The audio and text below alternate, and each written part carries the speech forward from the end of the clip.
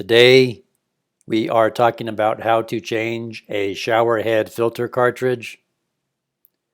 So here's some of the common shower head filters you'll find on the market.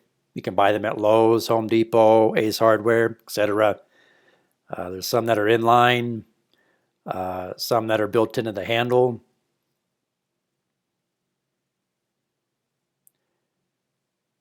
So here we'll demonstrate how to change one of these shower head filter cartridges.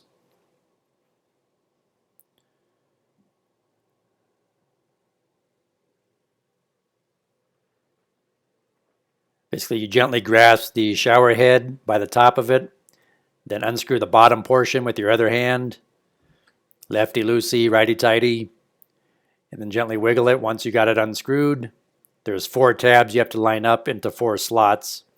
Pull out the old cartridge.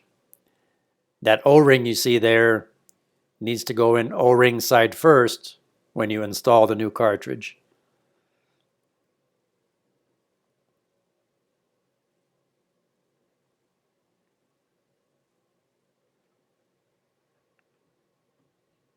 Just gently push it in.